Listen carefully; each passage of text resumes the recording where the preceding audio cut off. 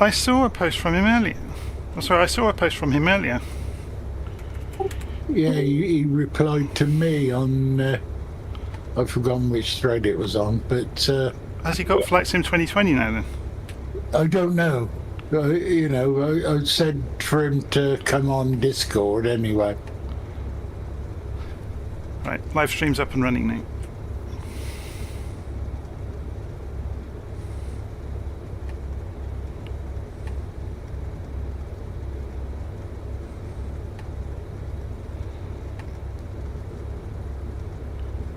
Good evening, gentlemen. Hi. Evening.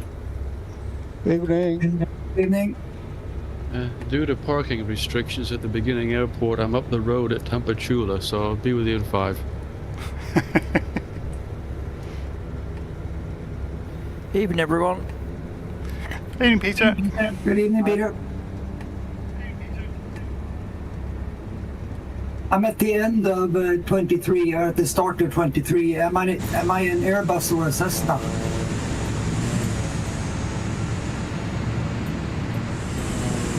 Or down the other end.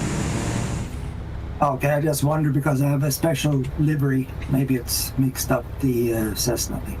Or 172, it should be. We'll have a ride up there and have a look.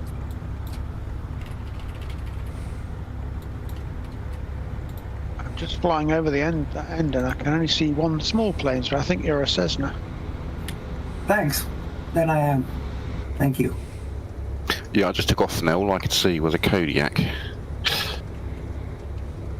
That might have been me.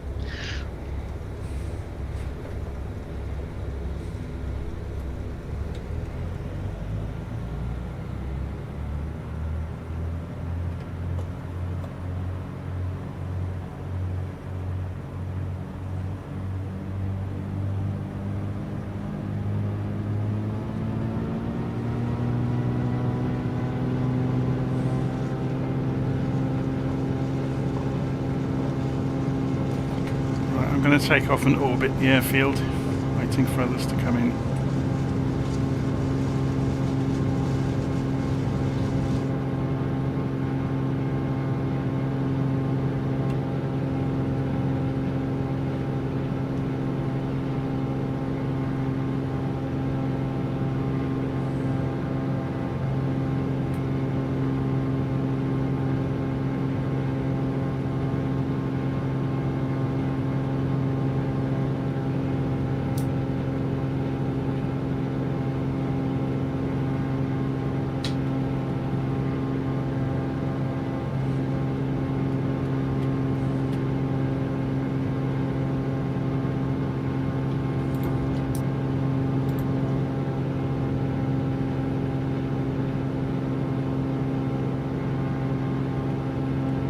Are we sticking with live weather? Because it's kind of misty down here.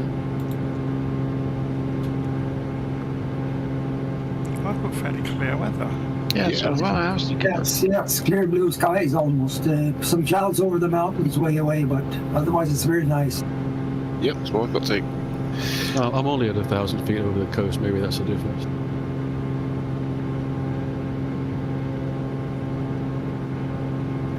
It looks rather beautiful, doesn't it, at the moment?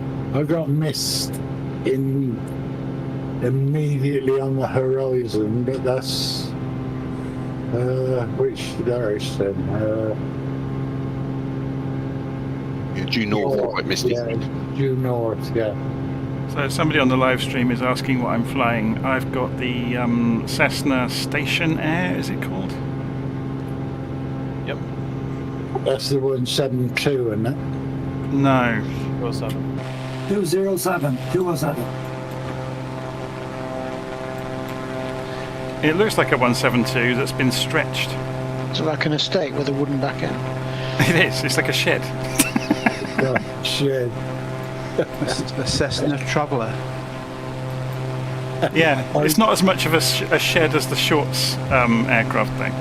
Hi, Joe. Good evening, chaps. Evening. Good evening. So, what do you recommend for the Cessna 172 or the Hawk. The Grand Caravan. I'm used to the 172, but I tried this afternoon for the first time the Caravan. But compared to the altitude, That'd be a good one. okay, I'll try that. Thanks. Yeah, you need to be able to climb. Okay, everyone, welcome to the Sunday night virtual flight group flight. Tonight we're in Guatemala, and we're going to go up to the volcano, and I'm going to pronounce this totally wrong, the Jumaloko something volcano, which is 13,789 feet high. So if you're in a 172 or a 152, good luck, because you're not going to make it. So changing to something a bit better. Jonathan's got a good choice with the station wagon, the stationaire, or the GS62, which there's a few about at the moment due to influence, using it on my UK to Tasmania flight. Incidentally, if anybody wants to join us after tonight's flight, we're just doing a short leg of 88 miles in Australia. Right, anyway, it's 3.5 minutes to 8 o'clock, so if anybody's on the ground, it would be a good idea to get off the ground. Can I just take the opportunity as well to welcome a new person to the group flight? Nori from Japan is in the chat, so if you want to say hello to everybody. Konnichiwa. Konnichiwa. Yoroshiku onegaishimasu. Hello and welcome very much. Good evening. Yes, welcome to our flights. They are very good, and if you've read all the stuff, you know that Jonathan started all of this, and it's all his fault. That's what I was just going to say that. He won't let us leave. Help us. So when your sim crashes, it's Jonathan's fault. Flight in California. There's a bit of irony here because disaster and opportunity are the same word in Japan, aren't they?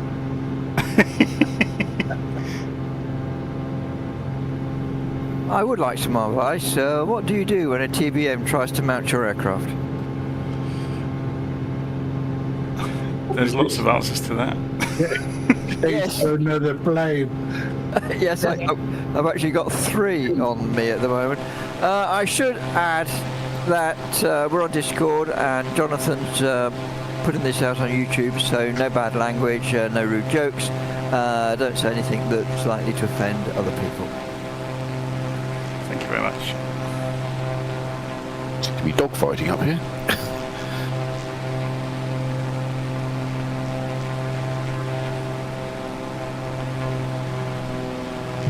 I think I'm on the right server, but I don't see anybody. Southeast Asia.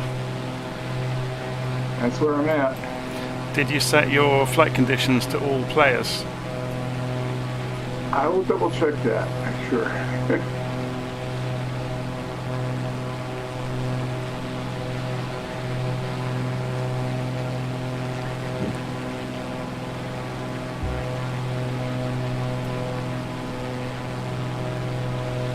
I wish I'd do it on the PST-21 now, I've been ragging round.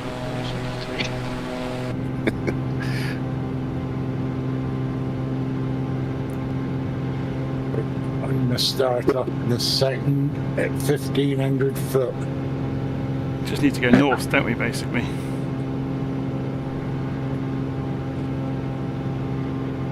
Peter, we're going to take off Houston 2-3. I'm not looking at the moment, so I don't know what they're using. I'm unable to move at the moment. I may have to spawn in with wind-wise, that looks the best one.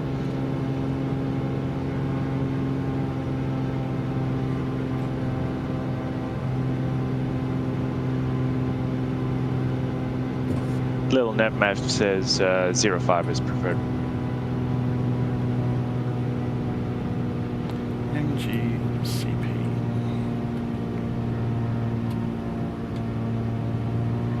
Roger.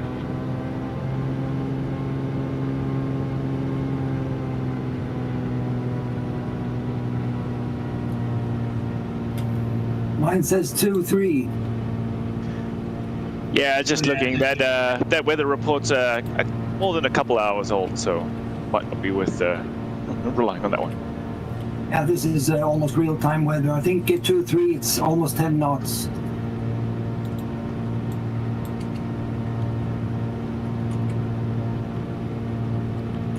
Yeah, that's what I had, and why I asked, because it seems that we've got folks taking off in both directions, so just trying to drive to some clarity. That's true. Pity we didn't have any air traffic control. Hey, Jonathan. Now we have a professional with us. He can help us with that. Or self-control. That's even harder.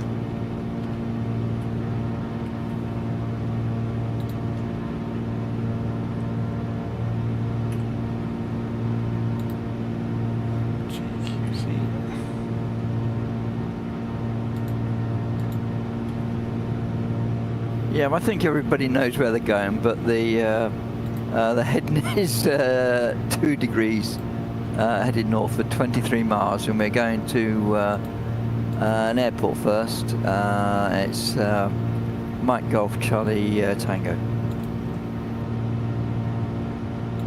What's a Tex 2 that's chasing the PC-21s? It'll be a Texan 2, I guess.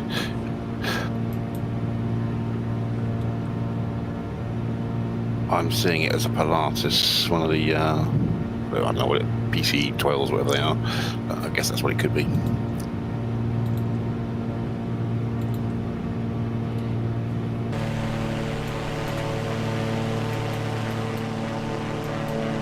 Well, just to remind everybody that we try to stick to 120 knots, and if you get ahead, to circle around and join the back of the queue. Yeah, I'll just leave the Hawk in first gear. Flaps and wheels down.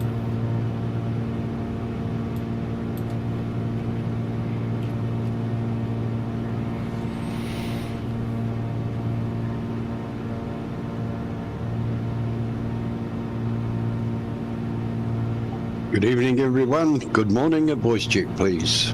Coming through loud and clear, Alice. Hi, Alice. Greetings, New Zealand. David. And the sun's shining, David. So, Ellis, you'll be pleased to know you're not the only person in tomorrow already. We have a guy here from Japan this evening as well. Yes, and we have a man from Tokoroa as well, and we've had a gentleman from Matata as well lately. Fantastic. Good morning, Japan. So we need to... So go on. Who's from Matata, Ellis? He'll pop up one day and tell you. I was talking to him. He was on Peter's flight the other day with us, doing one of the legs. Okie dokie.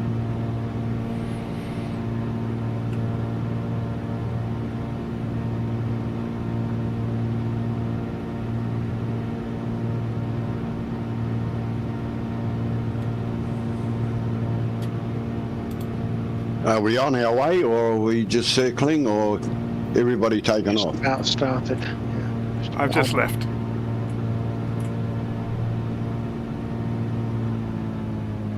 I'll slow down a little bit. Or circle when I get to the next airfield. Got some very impressive formatting going on here. Even on a Sunday. No, it's Monday, not Sunday. Don't get ahead of yourself. In Japan, today is Monday. That's right. Monday, early morning, 5 o'clock. What time's 5 o'clock? I was going to say, that's enthusiasm for you. It's an hour before 6 o'clock. 3 minutes past 9 a.m. on a beautiful Monday morning. No, it's not Monday yet.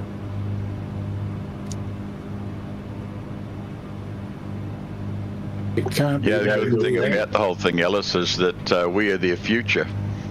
That's right. They keep asking me for the lotto numbers. Well, that's only reasonable. Yeah, but he keeps lying. Hang on a second though. If Ellis is in the future and he's talking to us in his yesterday, is he time travelling somehow? The sim has some Kiwi. the sim has some marvellous features. It does. This could be a very long night. He must be sitting in a fantastic hot tub. Why isn't he talking backwards? I don't know what you mean, Joe. The jokes haven't even started yet. This scenery is amazing, isn't it? Maybe Ellis is really just Doctor Who. Who?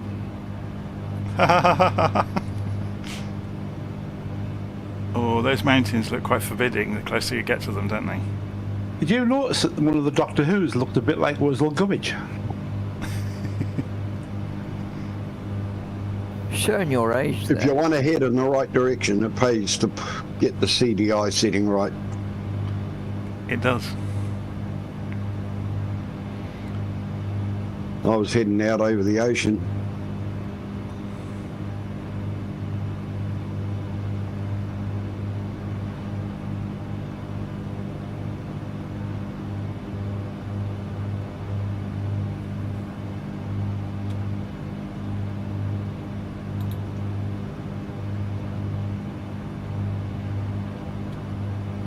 Oh, there's a whole lot of people in front of me now.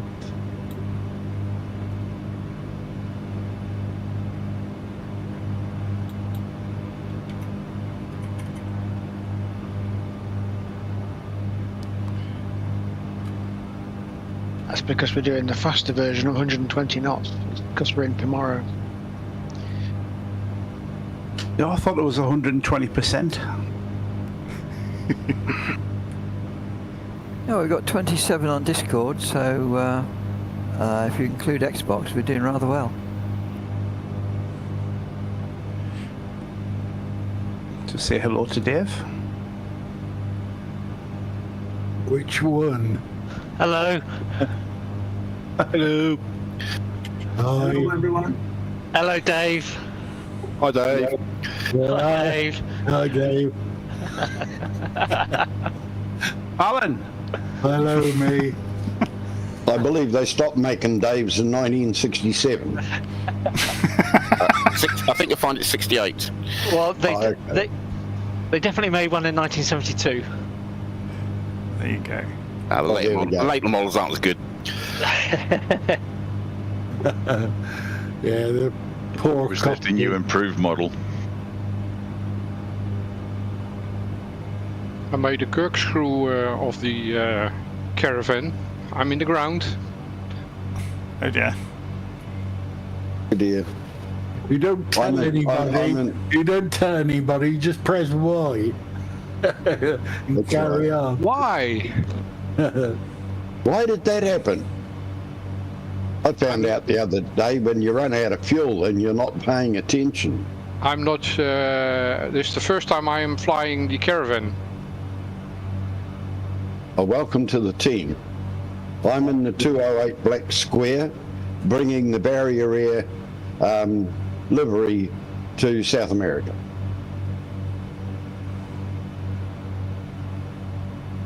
Right, I'm just approaching the first waypoint, so I'll let you know what I see. Are we doing runway 25? Can you stream your live stream also on Discord, Jonathan?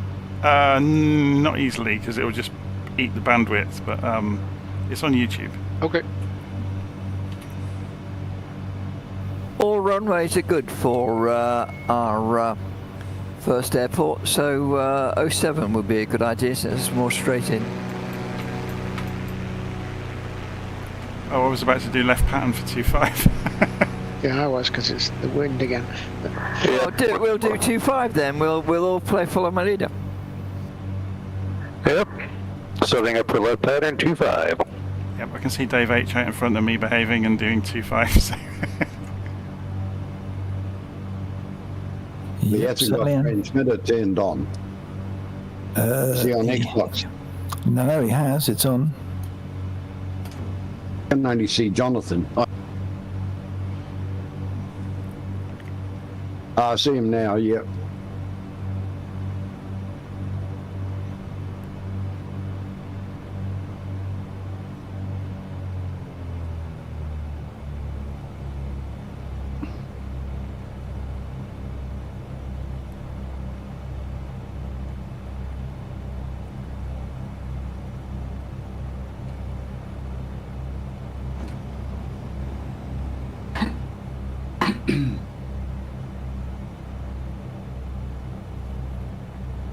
Looks like we're going to have to do a bit of climbing later on.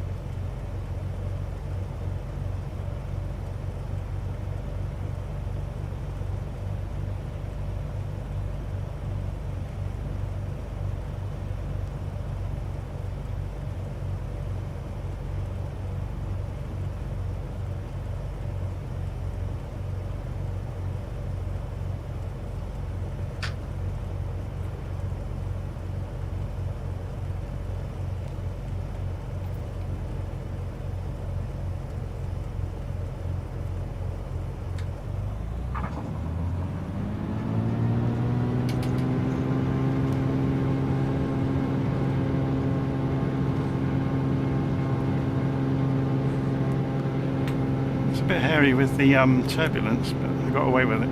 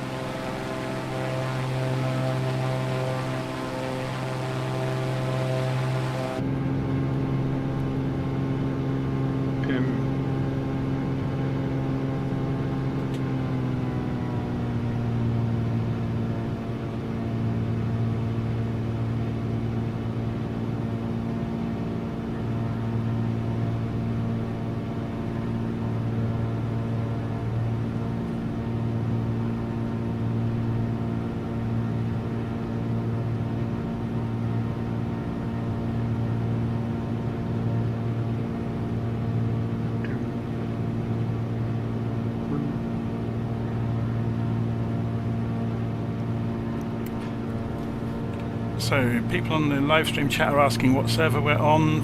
VirtualFlight.Online, typically all the group flights are on Southeast Asia.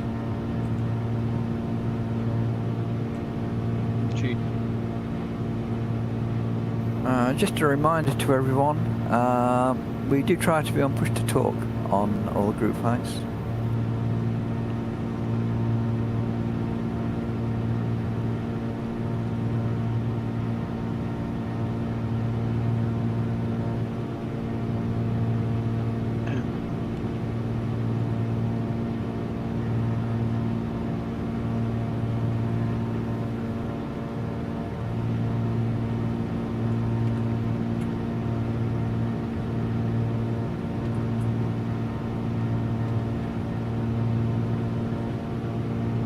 This next leg is going to need some serious altitude.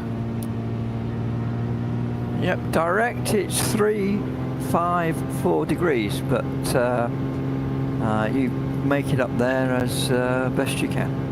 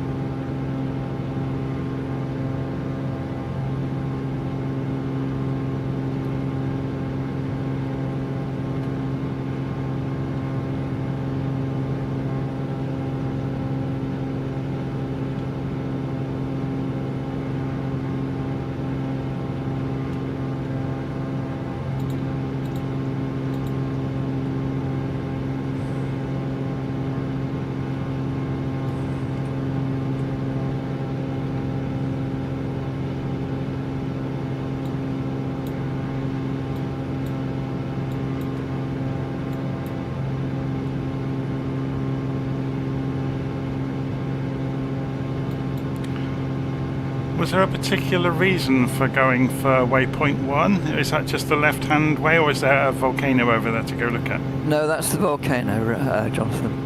Okay, going that way then.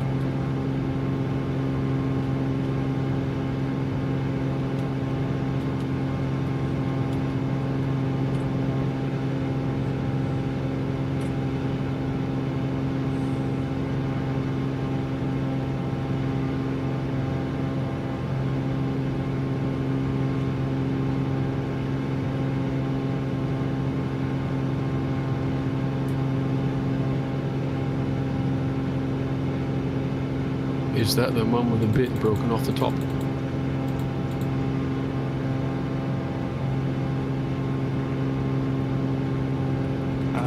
Just looking at the map, it's not clear looking at the map. There is a peak right in front of it, yeah, so it must be. It's the one that's blown off. Yeah. Doesn't make it a bad look here. Well, there's kind of 2/3 of the mountains missing, isn't it?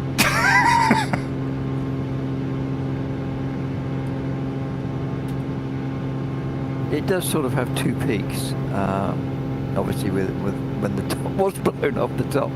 But if you're heading for the white bit on the top, there you're in the right direction.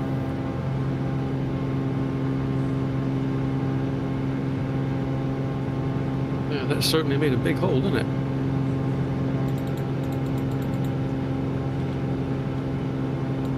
Does anybody know how long ago that happened?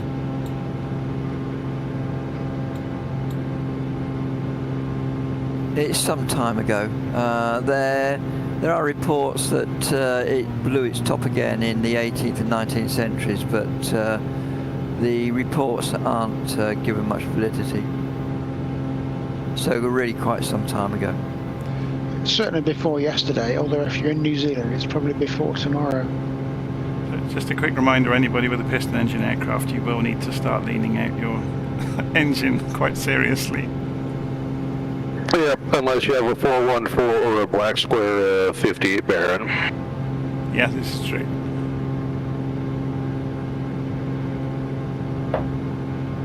Of course, Dave in his Vision Jet will not have that problem. Oh yeah, that brings down my NG temperature percentage or whatever it is. So a good thing. And of course, if you're in the G62, it's all done for you. Is that your favourite of the moment then? It has been on the way to Tasmania, but I must admit I will be glad when we get to Tasmania. That's about 3, 4 stops away, and then I can fly something else.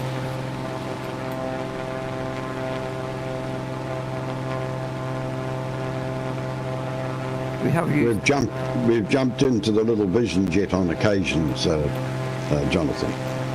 Yeah, when we've had a bit of travel to do, and especially when a lot of water's been involved, or a lot of desert involved. Vision Jet's great, isn't it? It's a great little plane. Yeah, an absolute snip at $3.5 million, I believe. There's a good video. Yeah, for the latest upgrade it is. There's a good video on YouTube by, I think it's the guy who's in charge or developed X-Flight, and he explains why the Vision Jet can't go over 300 miles an hour. Is it because the carbon fibre delaminates? No, it's all to do with the frontage and the wing angle combined with well, I forgot what else he said now. You just have to go and find it and look and watch.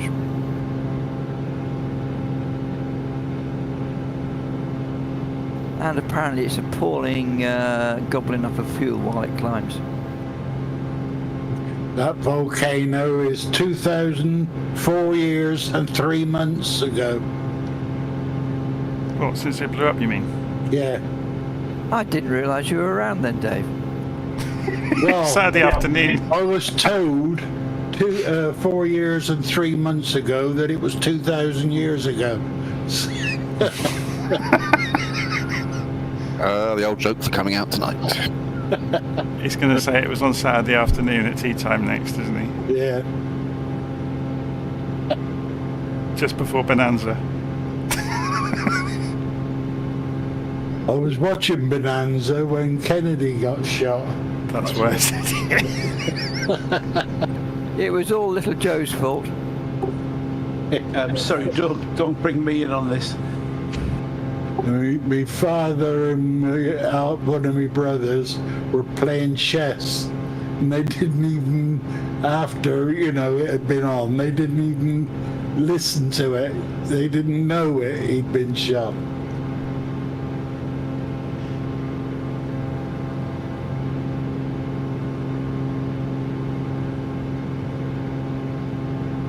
I was climbing well, just on target to get over the volcano, right until Jonathan said, "Try leaning out your engine a bit," and it died.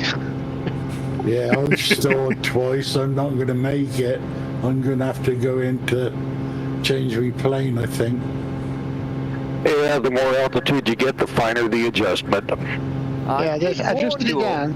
I did adjust it, and it went down. Oh, my NG went down. Oh, that's good. I did it a little bit more, and suddenly it went right down. I thought, straight up, oh, it's died.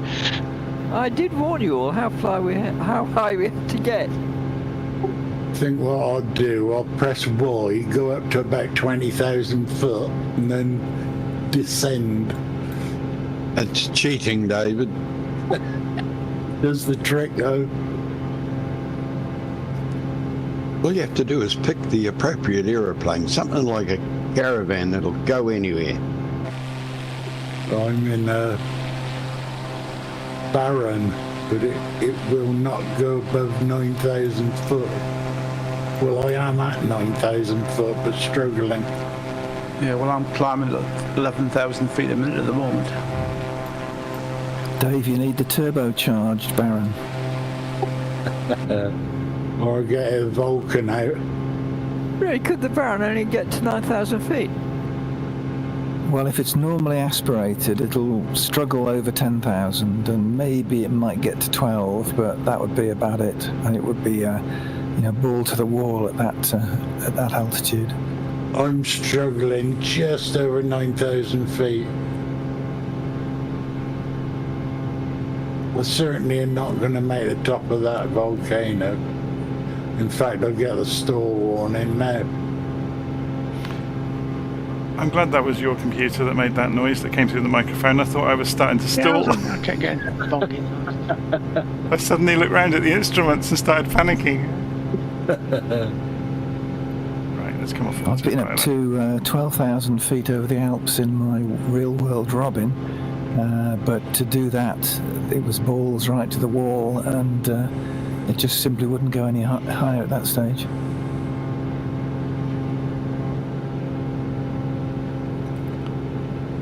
I'm gonna Do a touch and go on the top of the volcano.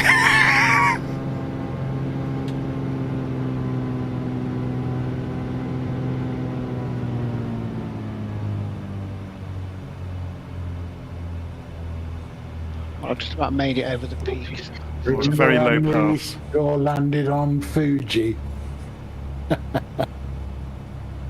There you are. I'm at 24,000 feet now. I'm accelerating.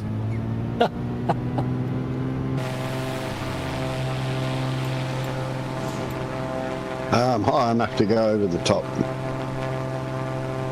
Currently just going through 13,000.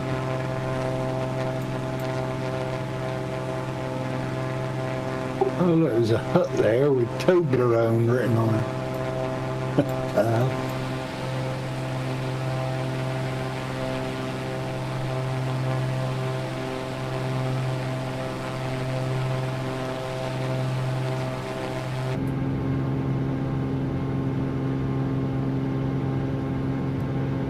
I can see my house from here. There's a little valley there to the right of the peak, Jonathan. You might be able to do a touch and go in that.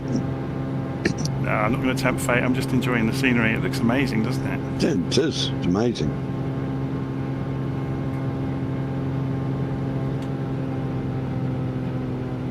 Well, if I had the Vulcan with me, I could have probably taken the top off the Volcano.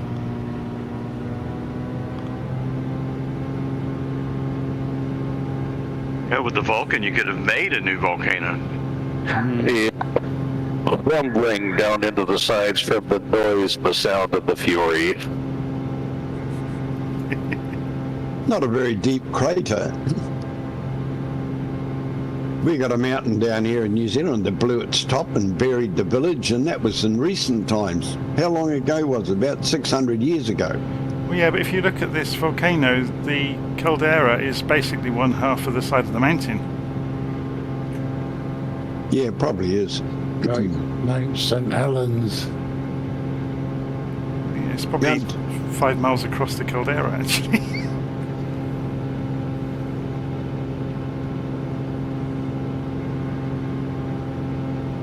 Yeah, look at that. It's quite huge, isn't it?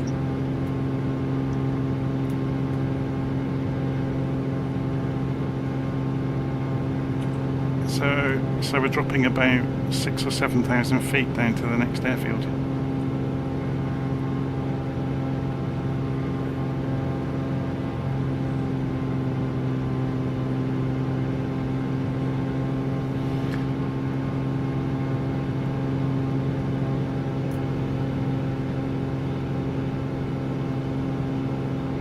It's at 8,000 feet, so there's the airfield elevation.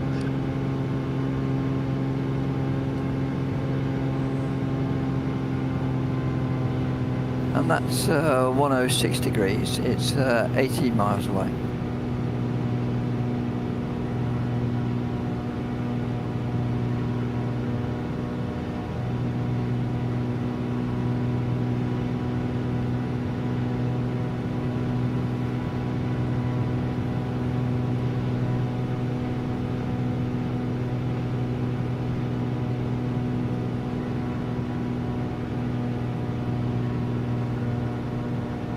So someone's asking how many All volcanoes. runways are good.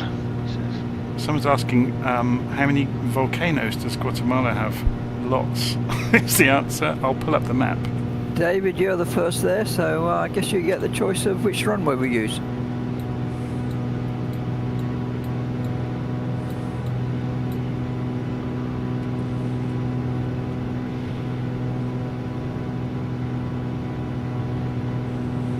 I don't know, my engines have just stalled and I'm not out of fuel. I think I've overdone them. 06. Yeah. Well, Dave, if you're just going down now, you can glide all the way to the airfield. That's what I'm hoping.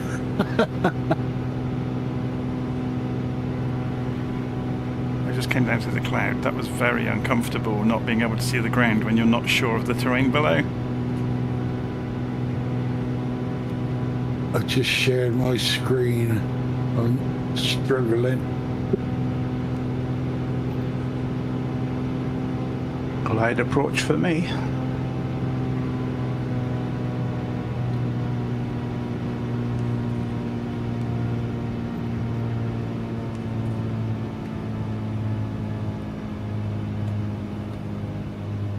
Okay, I have visuals.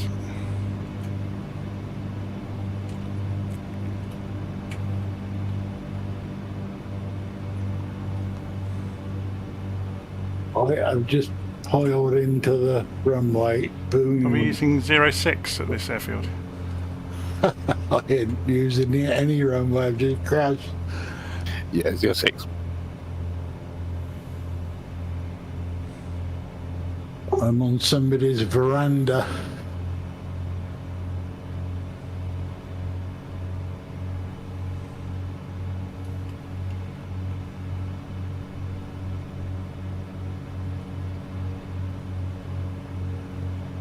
I came across the airfield a lot sooner than I expected, so Yeah, me too.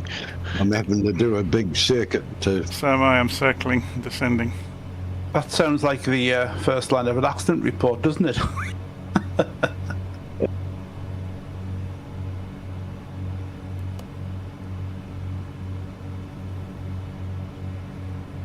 I'm turning left-hand downwind.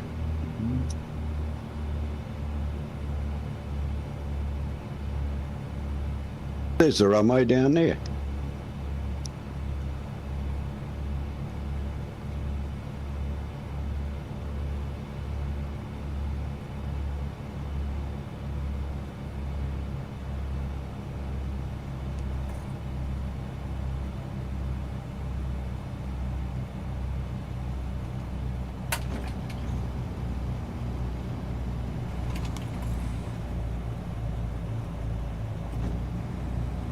Yeah, don't land short though.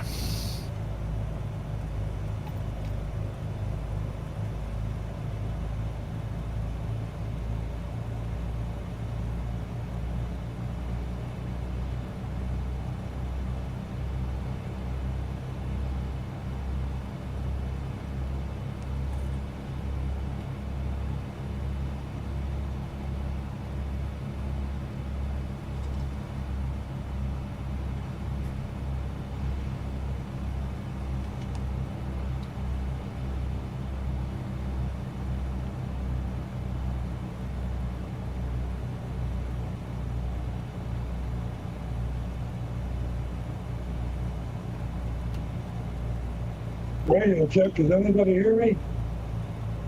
Good evening, we can hear you. Thank you much.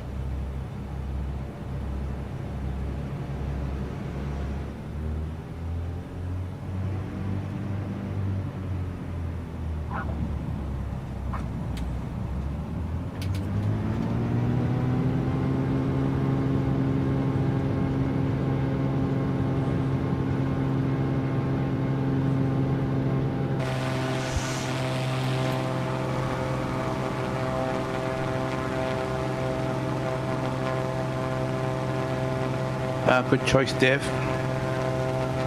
You spotted me then.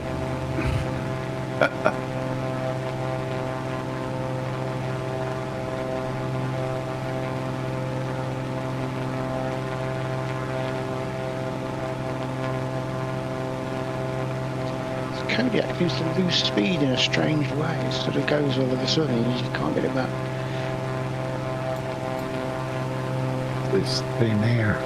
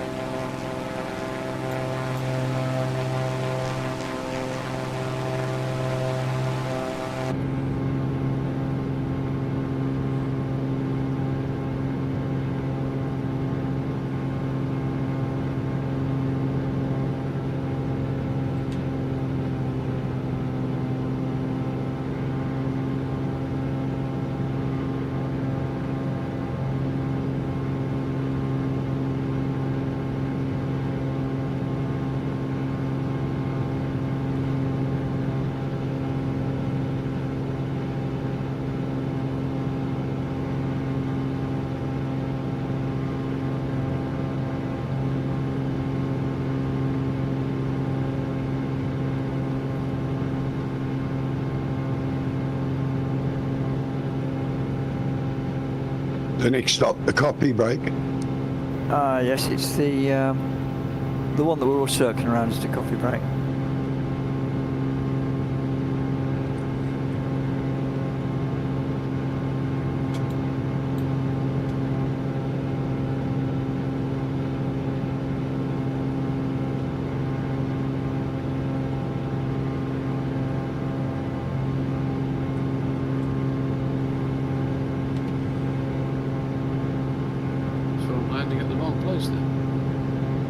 So this is the coffee break, is it? It's M Mike Golf Sierra Mike. Yes, it is. Oh, okay. I'm gonna land then. So I'm going to come back in as well then. It serves me right for not reading the notes. Yeah, I just took off. I'm heading for the next one. Oh, I better turn around and come back.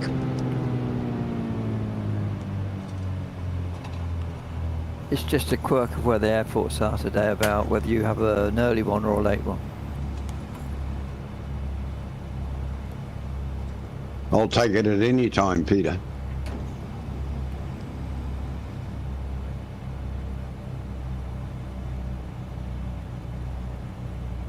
No, there's a road we can follow in.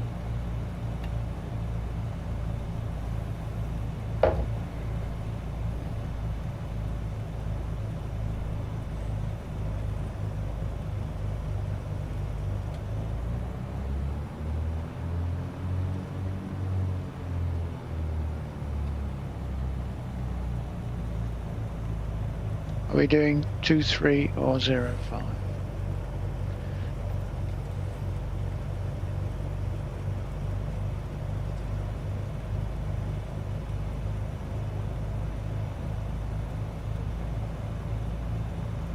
Well, 06 is the runway that we're all using. I think I've stopped at about 20 feet to spare. Yeah, come right in over the fuel pumps. Don't land short.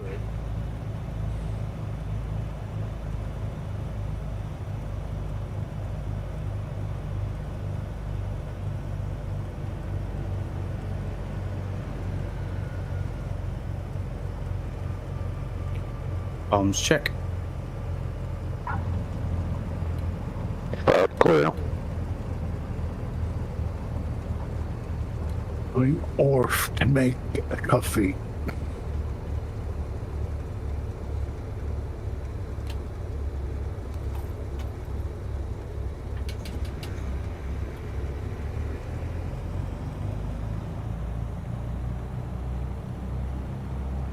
I get a second chance to do a decent job of the landing this time.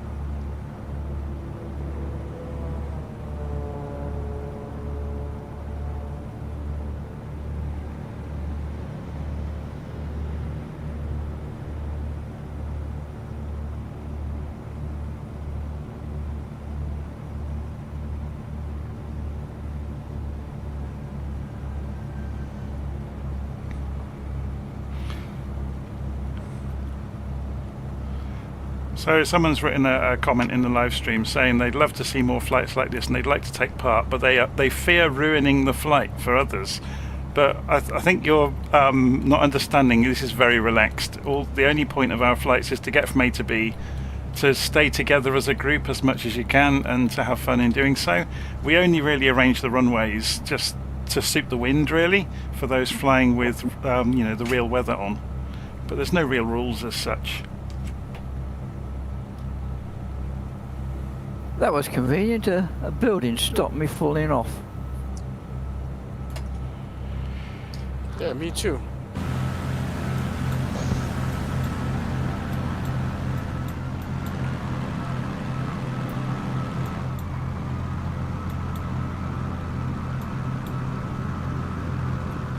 Made it to the top in a 172. That's pretty good, but I'm far behind you guys.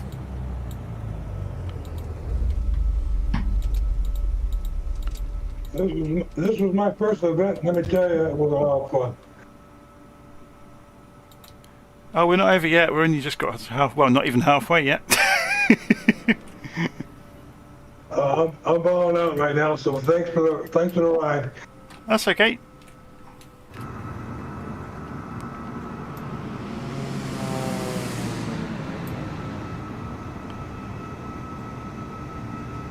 Nice landing. Was it a PC-12 that was that just came in?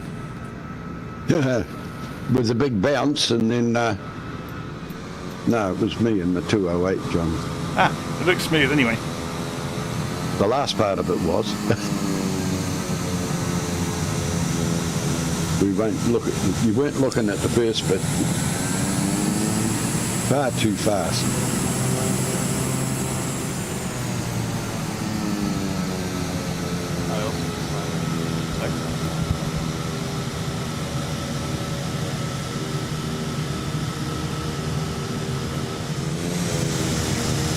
But you're flying a Texan too.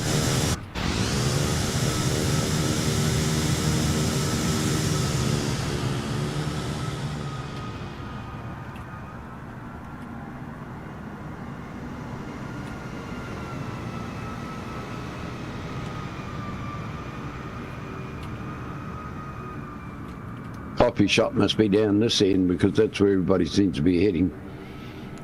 Yeah, I'm going to go and grab a coffee. I'll be back in a moment.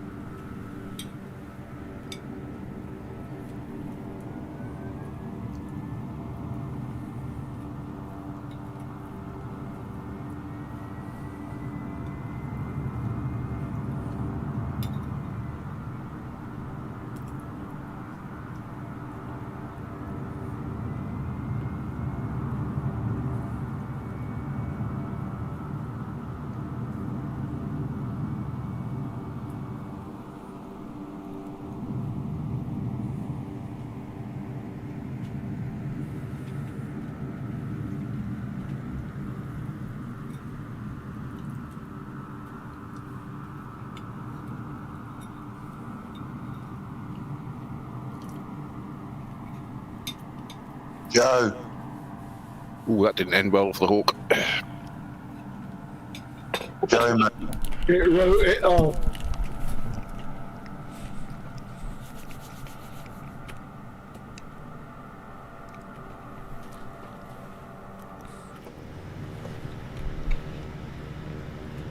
Okay, I'm back. See if I can get this airplane to start again.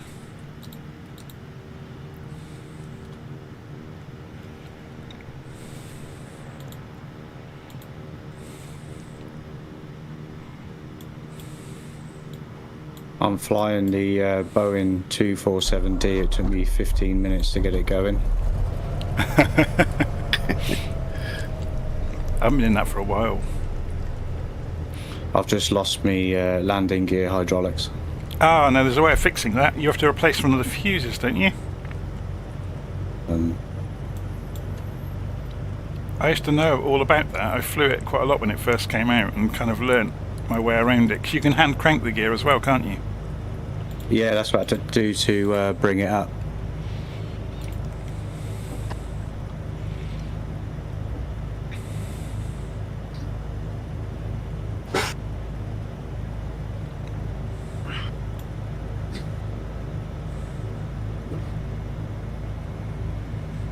I was doing that route I sent you today in this thing, so I've been trying to practice a little bit. Have you ever tried to navigate properly with it, with the predecessor of VORs? That'll be a nope.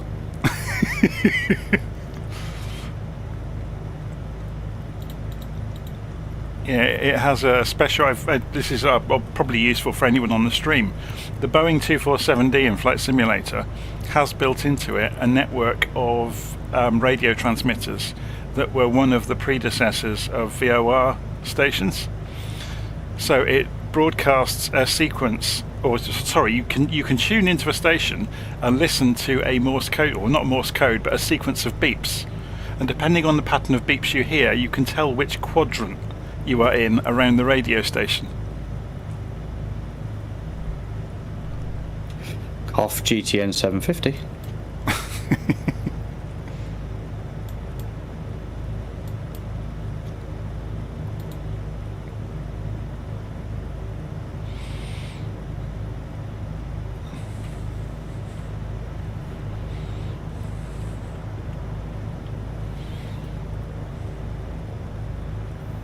Is everybody ready to start up again? I can remember how to start this. Yes, if all the people who are not back, if you just raise your hands and say hi. I'm back. So we've had a really lovely comment on the live stream. I'll just read out to everybody.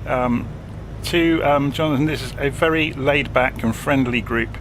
Equally cool that we are from all over the world. I think that's the bit that always impresses me. It's just from how far afield we are all from.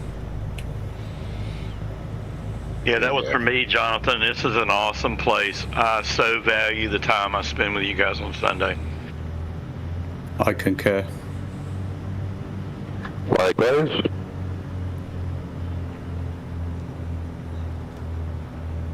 Also, I don't think you realise how good you are at this. I would question that sometimes. You may question it, Jonathan, but you actually are bloody good at this. And can I have a mic check, please? Should I just stuck my mic in my cup of tea? Just to let everybody know, he cocked up yesterday on all loud and clear, Peter. Thanks. I've never put my microphone in my coffee, honest. Only every other time you lift it up to your mouth. Exactly. I forgot to move the boom out of the way. Well, Peter, we know it doesn't sound like Earl Grey now.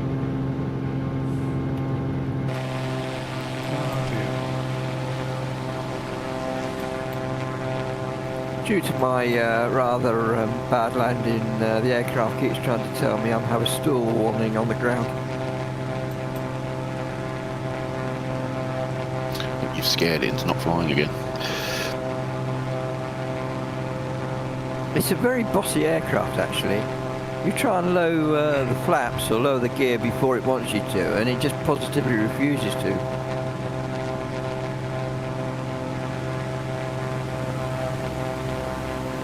Just a reminder for you, Dave, you're going to need the full length of the runway.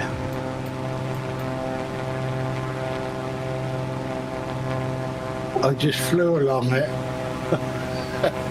I just didn't manage to land though. Yeah. Yeah, well, I forgot I was at 8,000 feet and tried to do a bit of an intersection takeoff. Yeah, unfortunately you went live across YouTube doing that. I happened to be looking backwards as it happened.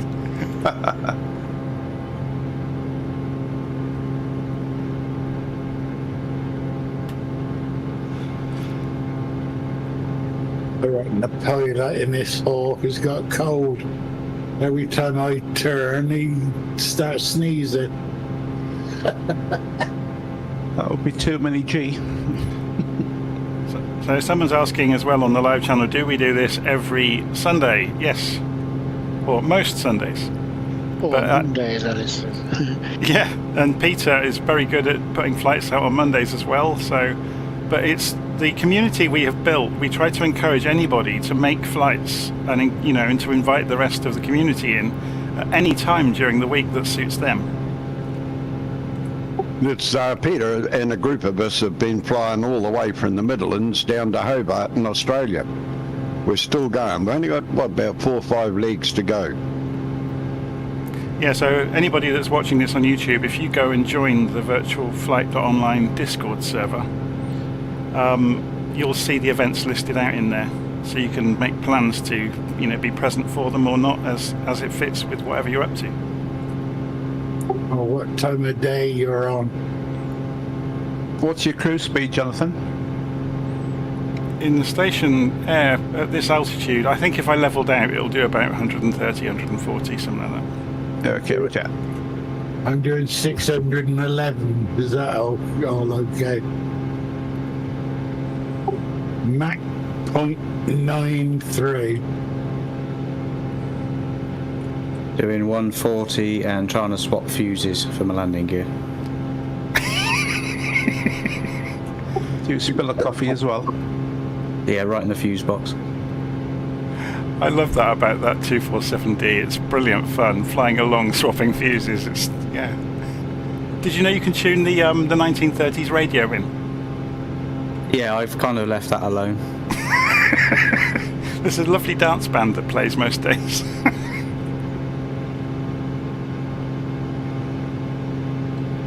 Does it actually visually show you a blown fuse, or...? I can't remember.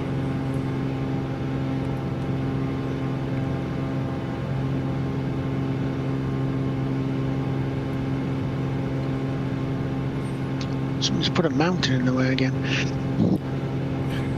Yeah, someone needs to stop them doing that, don't they? I'd just like to add to what Jonathan said about adding flights to the sim. As he said, if you look at the top of the menu and you'll see the events and you'll see what flights are there. If you've got a flight that you want to plan for Sunday or Monday, all you have to do is go look up there, and when you see a space, and we only put them a few weeks in advance, so there's always space to add a flight. Just pop it in there, see how that we put them into the events forum, so that you know the formats we use. And if you look at the codex, that will tell you as well.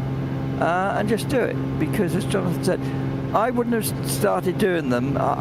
When I first started, I offered Jonathan a flight, and he said, "Well, why don't you go and do it?" And I am denied, and then I did it, and now you can't get rid of me. And then a load of people turned up. Yes, and Joe Cool has done the same thing. He said to me about a flight, and I said, "Why don't you do it?" And Joe also has lots of flights as well with me. So don't be intimidated by it. If you've got a flight that you think everybody would enjoy, just add it in. You know, I try and do one myself in my local area type flight. I laid it all out, worked it out to roughly 2 hours. When I actually flew it, none of the landmarks were actually there, which made it very uninteresting because there were things I was going to fly around this object and they didn't exist. So I had to abandon that one. I'll have to do another go in somewhere. Got some ideas around Italy or somewhere. Just headed for a gap in the mountain and it wasn't there. It had a dead end in it. Right, I'm headed off to the next airfield, by the way, if anyone's sat on the ground. Yes, it's time to go if you're still there. And we're heading for, and this is going to be my pronunciation, which means it'd be totally wrong, the Q10 Argo field, which is Mike Golf Quebec. And I've got 7, which is totally wrong. Zulu. Zulu. Zulu, yes. Don't follow me. I only planned it. I'm flying in the wrong direction probably.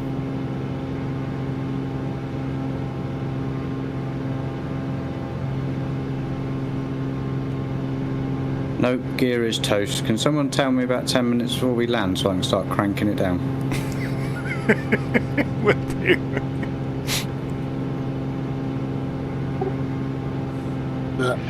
Just as a Peter, that getting the code wrong, we had people in my air landing at the wrong airport. Oh, I've done that before. In regards to the commentary about group flying, when I discovered this group and joined up with you guys, the pleasure I get of flying now, it just surpasses anything I've had in the past when I've been playing with the flight simulator. So coming into the group has been one of the best things I've ever had, and you learn certainly a lot. And it's a great group to be part of. That's fantastic. Thank you. Yeah, and now you're one of the group, so well done. I'm not sure whether that was a good thing or not, to be quite honest. Too late, you're committed now. Yeah, it's almost like a marriage. No one leaves the group. Trouble is, then somebody turns up with a new aeroplane out, and everybody looks at it and goes, "Ooh!" And they have to explain. They have to explain to their other half all of a sudden why they need to spend some money. Like that joke I put on with the man doing all the washing up, the cooking, hoovering, cleaning up, and his wife walks in and says, "Is this for an add-on or hardware?"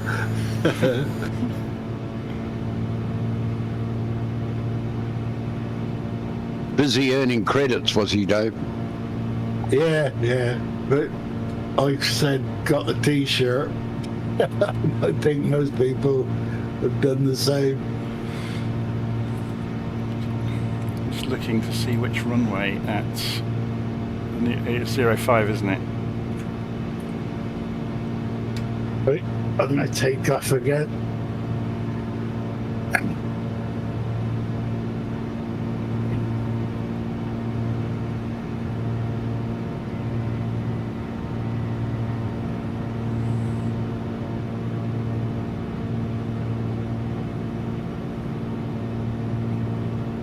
We'll go ahead and get this one out of the way. Next week, we are in the deep south in the United States. We are going to be tootling from Talladega, Alabama to Memphis, Tennessee, and with some stops at Muscle Shoals and some other places. So if you're a music file, you'll recognize Muscle Shoals from the recording industry, but should be a good flight. Train will be definitely flat, I guess is a good word. Hee-haw. Well, I'll tell you what, that sounds like a super duper trip. Can we make a stop for biscuits and gravy? Grits and gravy. That's right, we won't have a coffee stop, we'll have a biscuits and gravy stop. So earlier this afternoon, I was looking and thinking, we haven't done a big jet flight for a very long time. You know, like a group flight with the Airbuses and the Boeings. So whether we do a bullseye maybe, so not just from A to B, everyone take off wherever they like, but everybody get to the same point at the same time. Trouble is, when I try and fly the Airbus, it goes to a completely random location.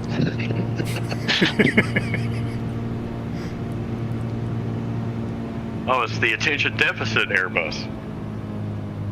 Yeah. Everybody says you just hit beginning and end, hit go, hit autopilot, and it takes you there. Mine goes left. You have to give it a severe talking to. I could use the 787. That seems to behave. I get on with Boeing. I just don't seem to get on with the Airbus for some reason. When you're sat in the departure hall to go on holiday and you can see the crews going into the airplanes and they're sat in the cockpit for that 20 minutes before anyone's allowed on, that's what they're doing. They're threatening the aeroplane. How do we insert this blooming waypoint? Where's Jonathan's video? Get it up.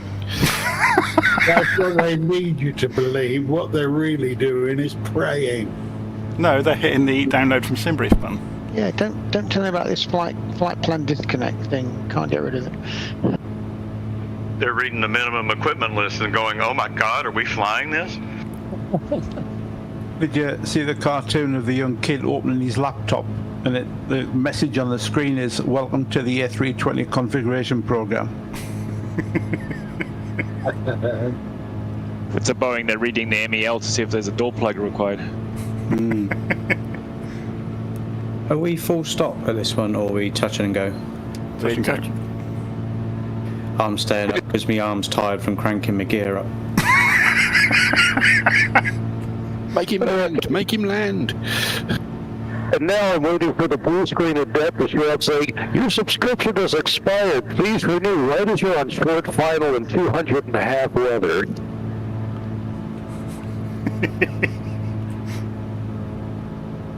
Oh, I've just missed an airfield. I'm looking at trying to get around mountains. I've gone the wrong side of the mountain. Now that's the way you went to subscription mode to keep forcing people to pay. Would be that if you run over the payments, the weather gets increasingly bad.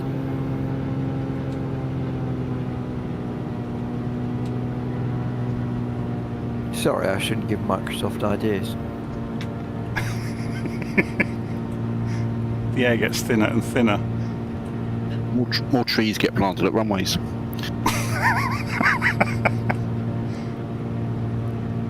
And they could say, so go on. That's a special kind of algorithm written only in Redmond. Well, they could argue that they haven't been able to afford to pay the lumberjacks. I know. I keep looking for the Trees 5 approach on my FMS.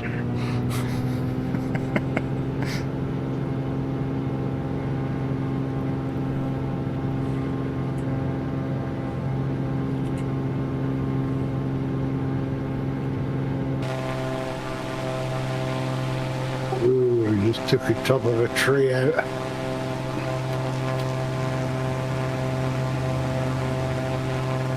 When you fly the sim too often, you get totally immersed in it. The other day, Peter and I ended up in an airstrip out in the Wop-Wops in the back of dead centre of Australia and realised that there was no fuel at the airfield. So what did I do? I called up a mate. We pulled the King Air out of the hangar and put 6 jerry cans of fuel in it, and I flew it from New Zealand via Lord Howe and Coffs Harbour out into the middle of the outback so we could fill our aeroplanes up.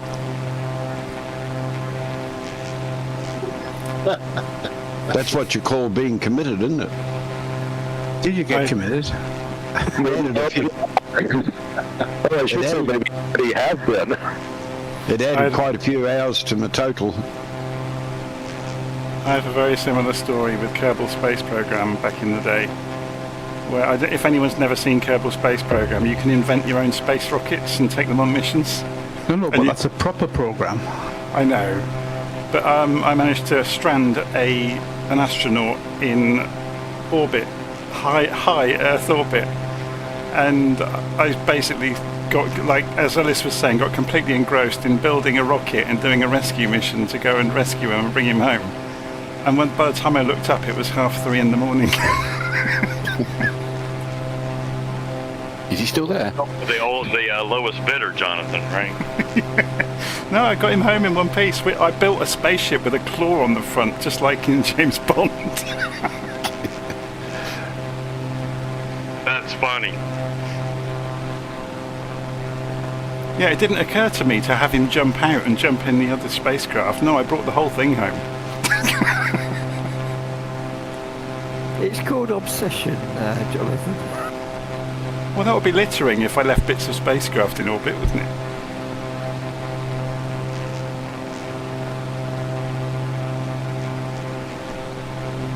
It would certainly add to the amount of junk that's up there already. We won't talk about the thousands of tons of fuel I burnt to do the rescue mission.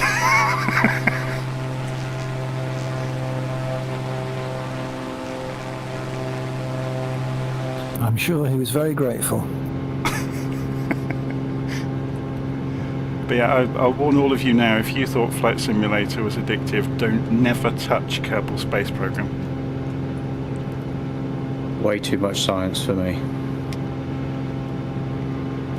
There was a very good graph on the internet of a cartoonist that does a cartoon called XKCD, and he actually did astrophysics at university. And he drew a graph of his knowledge of astrophysics, and it kind of climbs and climbs through his college career and university career. And then he starts playing Google Space Program, and it becomes a parabolic curve that goes up dramatically.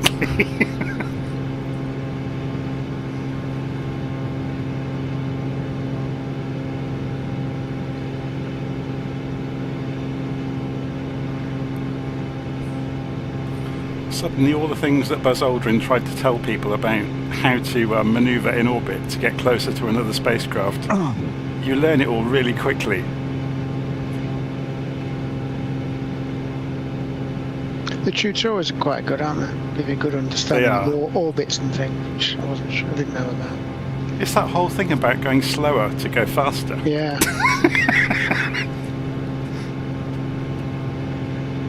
And you have to do it the opposite side of the planet. Yep. Quite clever.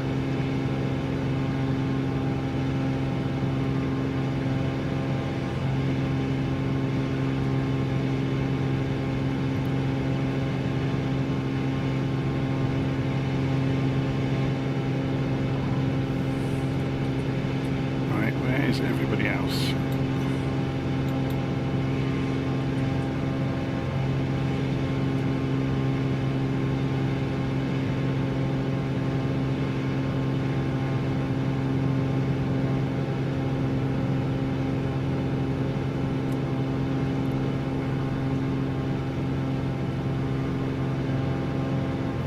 Santiago, LittleNavMap is reporting runway 13, which is quite useful for us as it's the way in.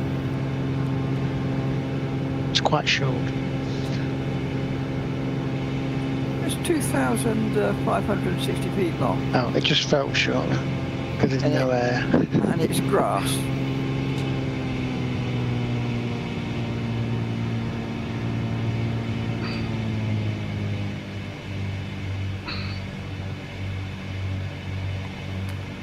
Have you got any idea what the stall speed might be at above 10,000 feet? When you hear screaming, that's the stall speed.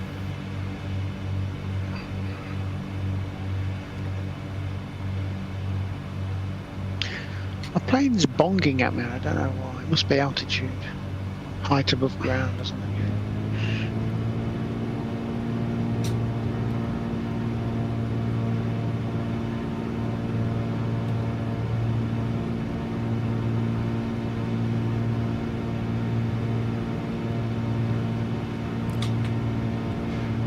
I guess for the second half of the flight we can play the game of Count the Volcanoes.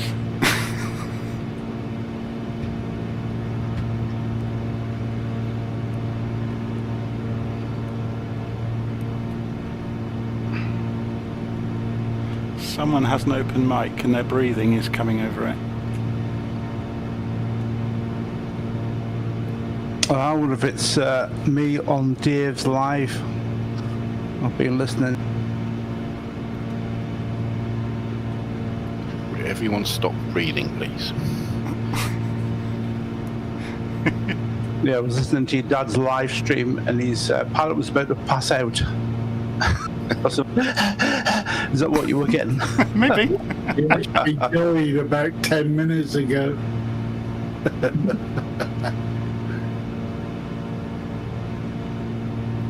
Where is everybody? Okay.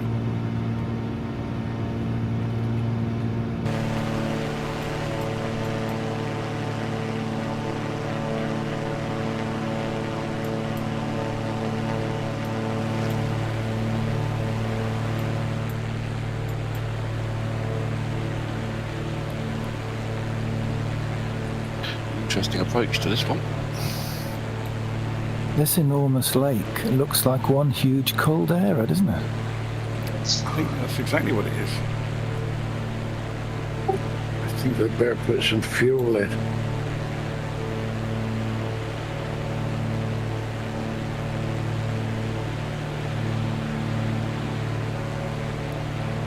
Power of nature.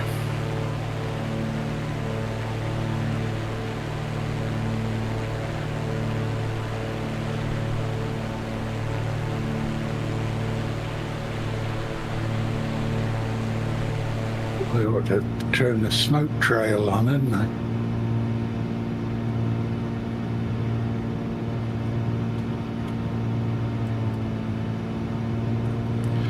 That's a good job you mentioned fuel. I didn't switch the fuel tanks for the last 20 minutes, half an hour.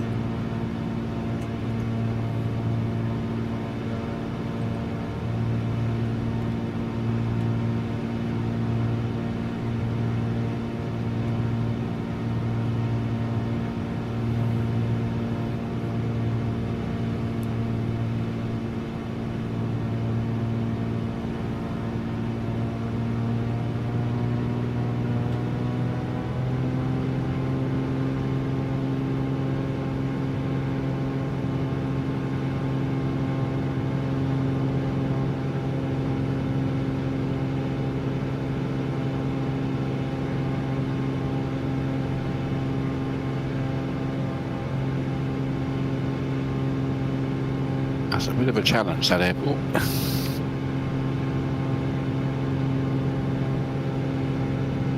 Yeah, that's one sloping runway. Oh dear, it just crashed. You get medals every time you crash. Yes, posthumously.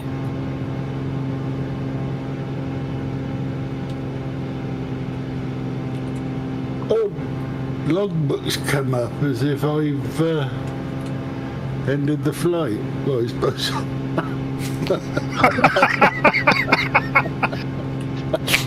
It's pretty final. That's trying to tell you to turn it off. You have a look on my stream, you'll see it. So, if somebody announces on the radio they're on finals, it's all in the tone of their voice, really.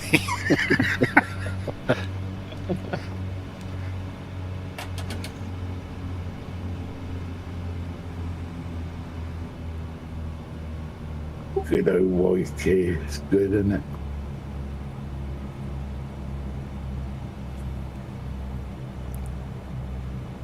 So I wonder then, if you're at high altitude, that would mean you can drop the flaps earlier because the air's thinner. In theory, yes. Yeah. Of course, it makes you slow down too much and then stall. Well, no, it won't slow you down as much because the air's thinner. They won't be as effective.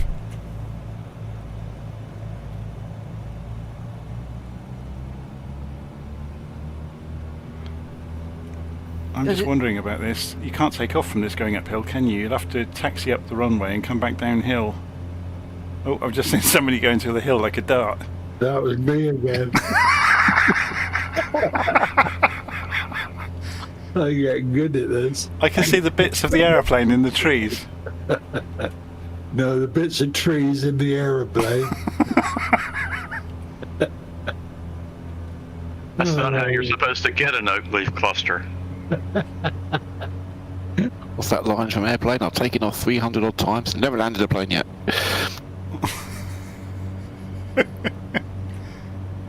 Well, you may not take off, but you're certainly going to land. Sorry. No brakes.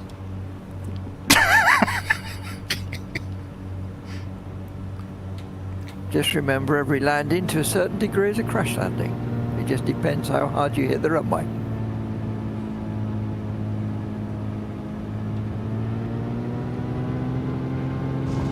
Actually, it's an interesting thing about with the G62. Normally, when you pull back the throttles, it slows down really quite well, but up at this altitude, it's very slow to slow down. I'm changing my mind.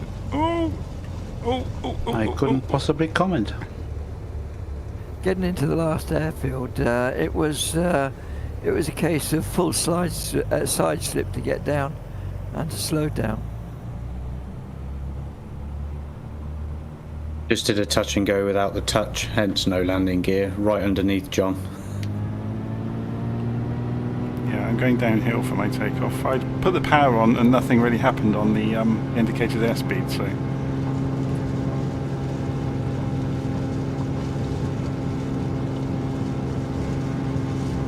Yeah, you don't want to try and climb out the other side of that runway, it's a nightmare. Yeah, there's a big sort of bare patch of earth, isn't it? And like where hundreds of aircraft have crashed over the years trying to take off again. Bit of a divot. Yeah, at least there's water the other side, so at least you'll drain if you don't make it. Cool. Well, put the fire out after you've crashed. This is true. Skip like a rock for 300 yards.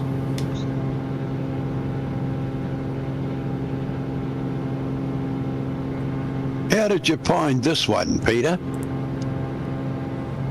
Oh, I thought we ought to go up to a volcano, so I looked for volcanoes.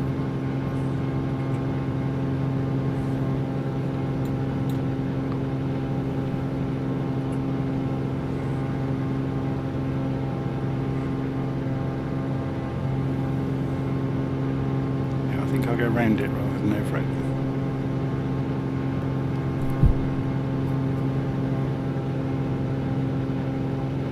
No, actually, the way I do it is that once I've got a starting point or something I want to do, then I just look for airfields in the area in a reasonable distance. Yeah, back in the day when I did lots of the group flights, all I ever did was look around the map of the world in LittleNavMap, looking for places that were fairly hilly that had clusters of airfields near each other. That's it. You taught me well, Senpai.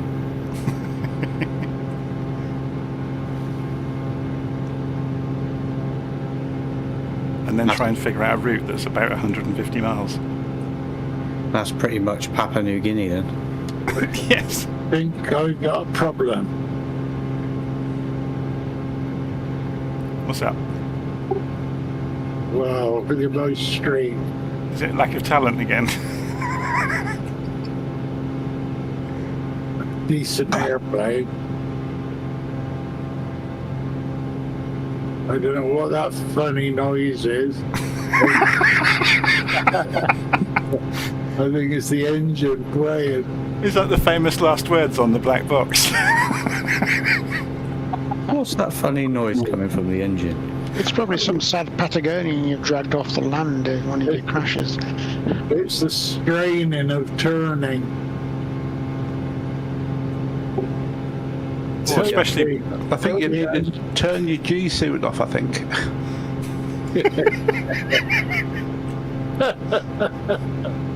Says he's yawning. How many G are you pulling at the moment, Mr. Beckett Senior? 3 pairs of underpants.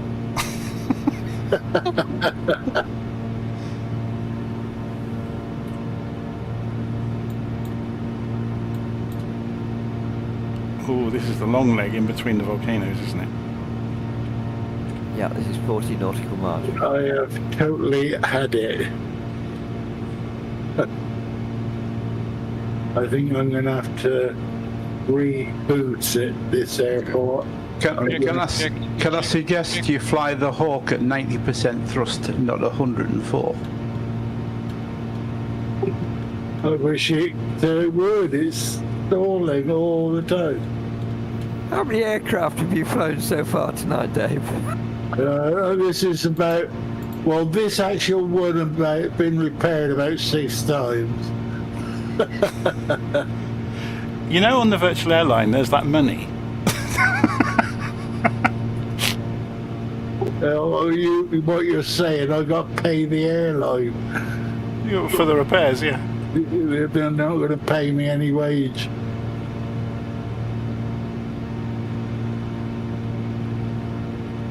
Jesus, this is getting violent now. Wonder if we go into a flat spin. Yeah, what's your engine thrust setting at the moment, Dave? Oh, but I'm stalling. Is there an option to eject in the Hawk? Yes. No, but full isn't an option. It isn't displayed on the thrust. It's a percentage. I wonder if I press the toga button, that'll save me.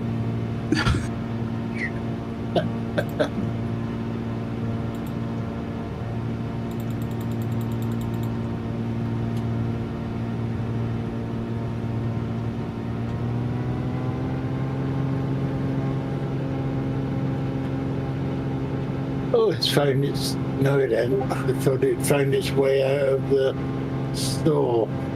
It's still going down. Nah, I've got no controls. I've lost them.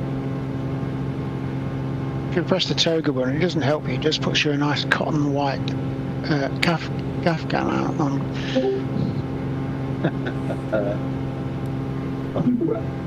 I am about to crash. Boom. Bye. Bye. I'm upside down again. Oh dear.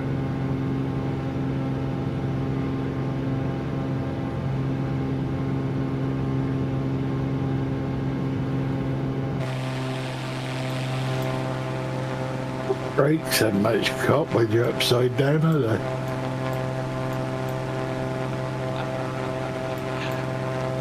You haven't been on the sherry again, Dave, have you?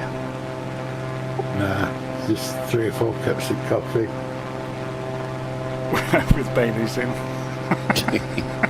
Well, yeah, you've got to have Baileys in it, else it ain't worth drinking.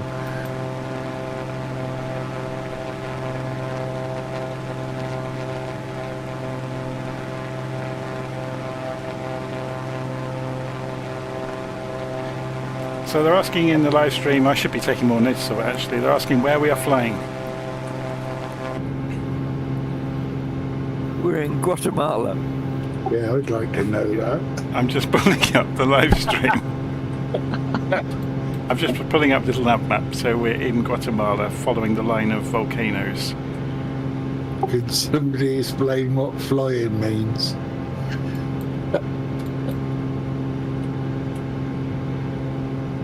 Someone asked what plane you're in as well.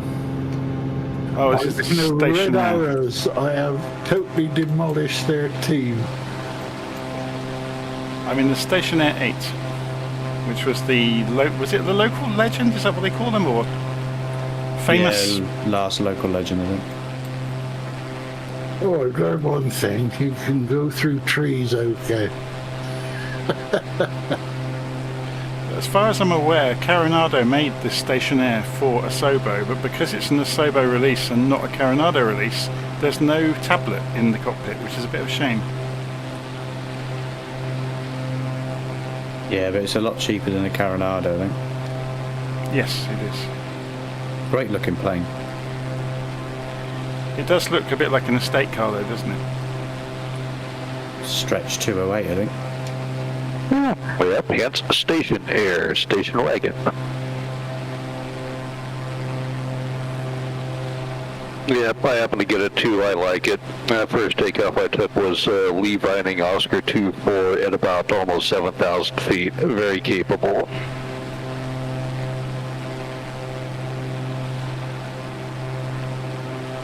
So we've got some mist in the valleys ahead. Yay, weather. If you're in a grass mower. At our end destination, we're landing on runway 02, and the ILS is 110.1. Just let me hand crank that into my radio.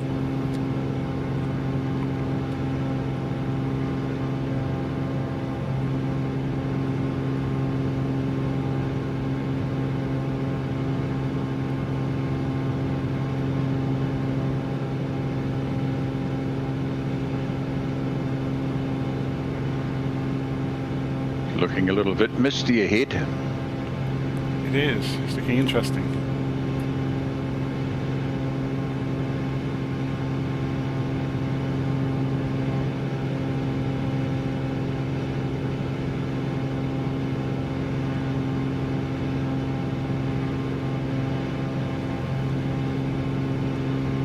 You can still see the runway, just about to dash ahead. I'm on taxi duty at past.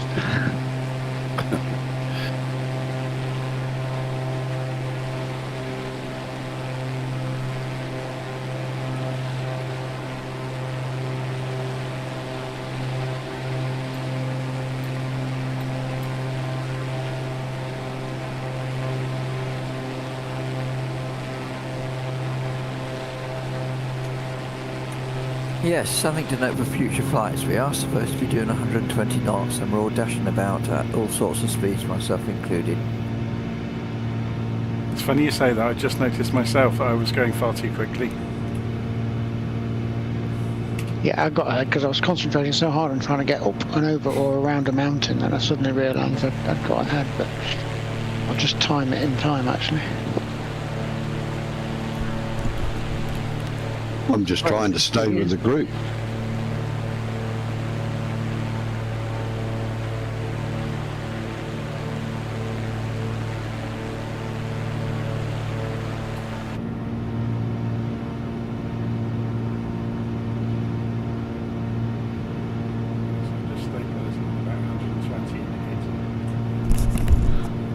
Sorry, I should put the microphone near my mouth, shouldn't I? I'm just stabilising on 120 indicated, so I'll just tootle along at that speed.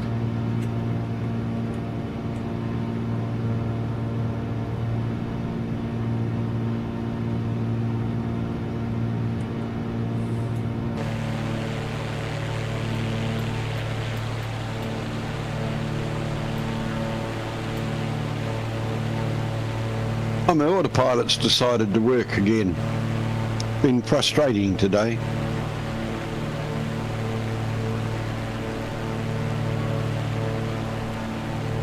Oh, in case anybody is wondering, the GTN, no, sorry, the GNS 530 in the black square aeroplanes appears to be broken at the moment.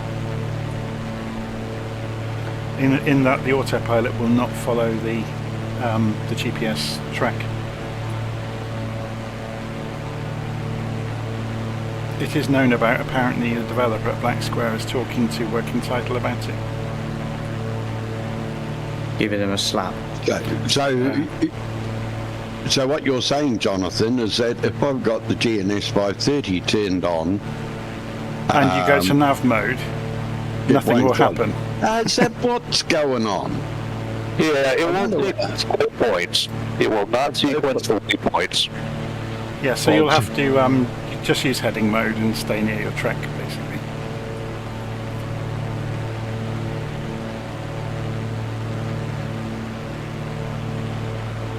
If you get rid of the 530, because the Black Square aircraft, you can switch back to the basic radio kit. So if you do that, you can fly VOR to VOR absolutely fine, and you can do RNAV in it as well, actually.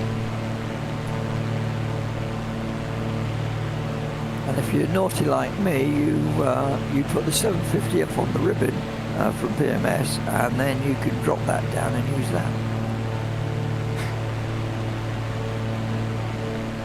If anyone's not had a go at RNAV navigation yet, it's quite good fun. There's this radio kit that's in all the Black Square aeroplanes that you can program in offsets from VOR stations, so you can fly a straight line in between several other VORs, for example, in a planned manner.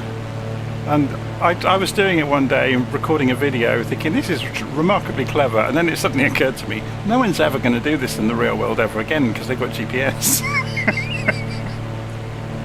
Yeah, that stuff's really old hat. That went out like 15, 20 years ago. It's fun from an academic perspective, but from a practicality point of view, it's useless. Well, they keep these transmitters for redundancy in case GPS are issued. Yeah. And demise them. Just wait until the decent solar burst next year, which is sunspot maximum next year, I think. And then all the GPS will go wrong. Or later this year, yeah. Anyway, I have to dash, so I've got to leave slightly early. We will land. Wasn't there a sunspot recently that caused havoc? Oh, not recently. The one that caused a lot of havoc was the Carrington event, which cooked lots of stuff in Canada. Sorry, what am I talking about? I think it was the 1800s, I think. Oh, right, okay. And if that happened today, there's, we wouldn't be flying, that's for certain. We'll cook everything, basically. So what was the Carrington event?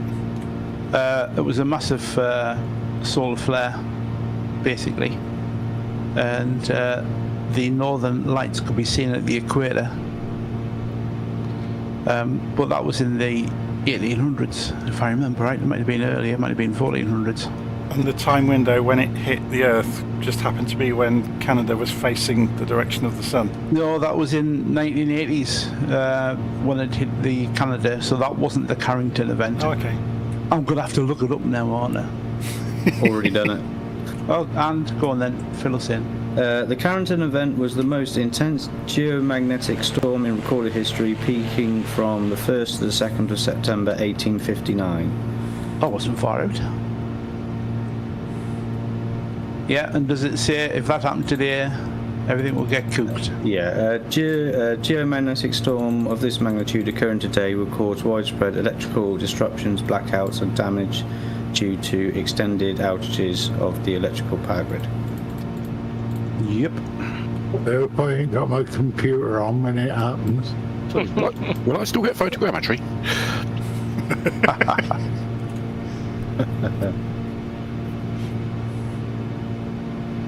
But that would take out everything, wouldn't it? It would. Massive EMP strike. Yeah, exactly. Danger is all the airplanes, isn't it? Aeroplanes, cars. They'll just ground lots of things because, we'd know when it was coming. You got 4 days warning. You get the gamma ray, which arrive in 8 minutes, but the mass of electrons and stuff, the matter, which causes the damage, takes 2 or 3 days, or 4 days, depending on the speed of the eruption. People panic buying tin foil. But you mean you haven't got your own already?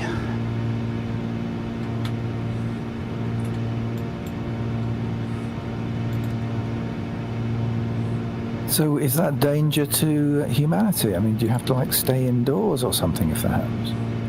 Well, we wouldn't be bothered as humans, but anything with wires that can induce power would lightly cook. If you got a pacemaker, I wouldn't go outside. Yeah. Sorry for everybody that got iPhones. They wouldn't be able to handle your refund. Wasn't that the plot to a movie back in the 2000s, Journey to the Centre of the Earth or something? It was. No, there's been a million movies about the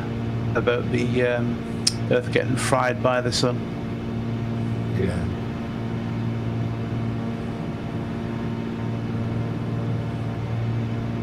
Well, I've crashed again, so I'm not going to take off again. I give up. Dave, you do know when you fly the Hawk, you have to have the control set to flat. I was the treetop again, and I overcooked it. No, well, if you don't set it to linear control surfaces, you'll never fly the Hawk. because you constantly overcook the controls. So you have to set the controls to linear, no S-curves or anything. It's not much good. It's not much of a plane then, is it, eh? Well, it's because it's tuned. And if you have S-curves on your flight stick, it just won't work with the Hawk. You must have your control set to linear. What tunes does it know? Too much Baileys. I'm going to call it a night then. So, good evening, everybody. Hope you have a happy landing. Good night. Bye. See you soon. Bye. I know there's a runway ahead of me, but I can't see one. But I can see lots of markers flying in front of me. I've got the ILS on. Yeah, it's quite visible. I'm going total visual. Autopilot's not working because of the GNS 530 problem. I never turned it on in the first place. I don't use it anyway. I'm cranking my gear down. Turbulence here.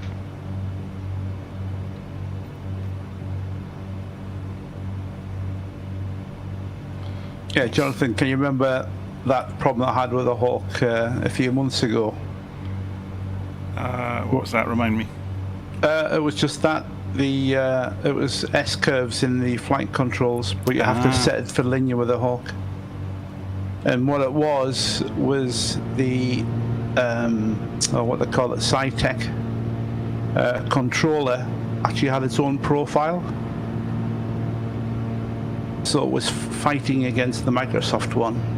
So what you have to do is set the SciTech one to flat, and then you're sorted, linear. Because what in effect would happen is you'd make a slight adjustment, and that wouldn't register on the Hawk until you'd move the stick so far it would then jump, and therefore you crashed. Felt like a massive dead zone. Yeah, that's a really good description. Big dead zone and then lots of movement. So you just couldn't fly treetop level like I normally do.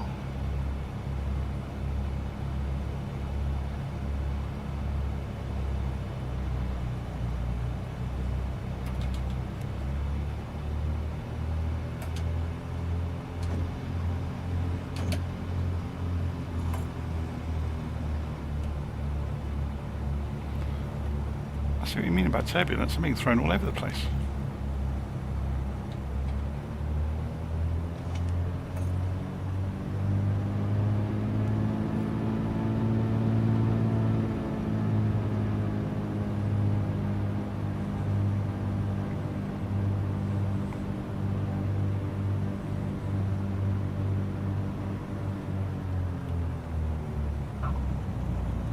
This is a final stop, eh?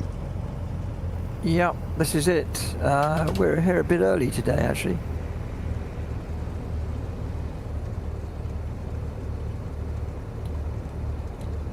Well, I can run ATC and just get everybody to go around. No, I just cranked my gear down for this. Okay, you can be the exception. He's doing his arm workout. He can't fly anymore. His arms are tired. Well, you shouldn't flap them so hard.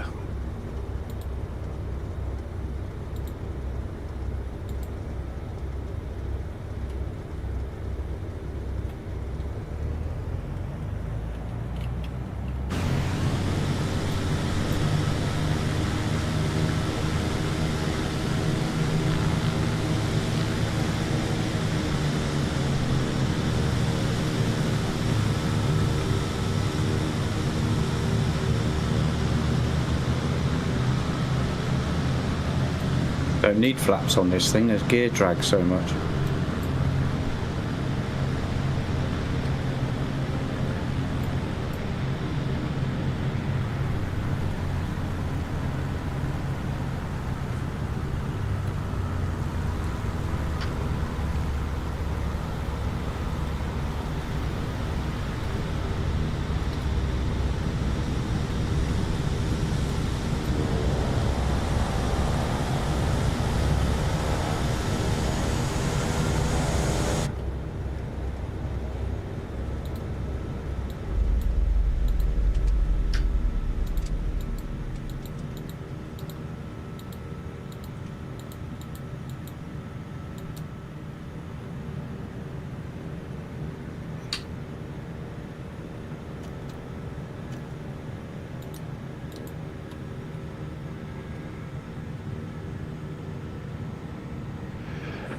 Thank you very much, Peter. Absolutely enjoyable and very challenging. Thank you. Yes, I've just remembered I used the caravan when I planned this route. It would have been a better choice than the G62. That explains something. I just noticed my prop is freewheeling while standing here facing into the wind. And yeah, over the runway apron I had to crab enormously, and there's a 15-knot wind across the runway. Interesting. That explains the massive turbulence on the finals over the runway. It was crazy. Yeah. Yeah, my props are doing the same, just freewheeling on the tarmac.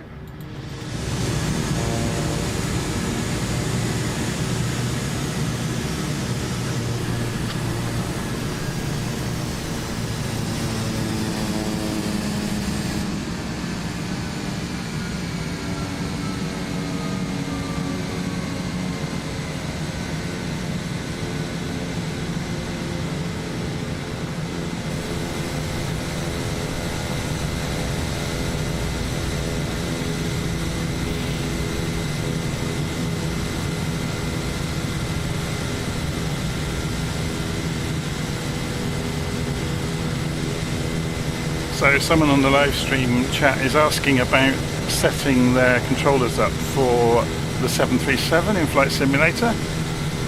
The basic rule, if you find with any aircraft that the controls aren't working properly, go back to the default controller profile and duplicate it and start again. Because the controller profiles have often got secret sauce in them for some of the controls. The classic one is the undercarriage switch in several of the quadrants, where if you meddle with it, you can't ever get it to work as it did in its default state. So that counts for any of the switch gear, that it will be pre-configured to work on most aeroplanes for most controllers you'll have. So go back to the default profile first and then reconfigure it for what you want.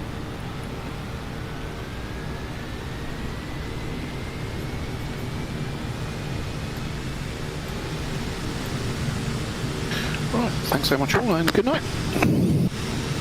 Yeah, I'm just half watching this to see if my propeller actually falls off with it spinning at 1,000 miles an hour.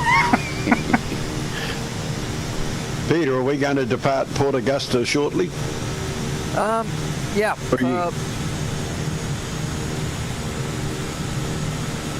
Hang on. Thank you very much. Very good fun. High fun. Thank you all. Thank you for coming. Thank you. Yeah, nice to see you. Nice to see you. Yep, anybody who wants to, as they finished early, join us on the UK to Taz little adventure. In a short while we're taking off from Port Augusta, which is Yankee Papa Alpha Golf, going down to Copper Triangle, which is Yankee, I've forgotten what C is. Anyway, C. Papa, Charlie. Papa. Yeah, that's it, yeah, Charlie, Papa, Papa. It's just a little jaunt of about 88 miles, so it's about, well, 3/4 of an hour, if that. We're flying about 160 knots, so if you're not flying something that can go that fast, you need to change the plane if you want to join us. So someone else on the live stream just quickly is saying about the Alpha hardware, the Honeycomb Alpha, and the light switches. The Honeycomb Alpha is a law unto itself. I haven't got one, but I've heard horror stories from people that have, about having to run all sorts of things like SPAD or whatever to get everything to work correctly on different aeroplanes. So it's, yeah, we ought to have a channel specifically for people to swap notes on the Alpha. I don't, is it the Alpha or the Bravo that's the problem? No, I think they're talking about, I think both the yoke and the quadrant have switches and lights on them, don't they? Yes, yeah, they do, but once you've got them set up, you wouldn't go back to anything else. Yeah, that's it, but getting it set up can be a bit tortuous, I think. Yes, it can be. But it can, but this... Sorry, go on. Peter, you go. I was just going to say... All right, I'll go.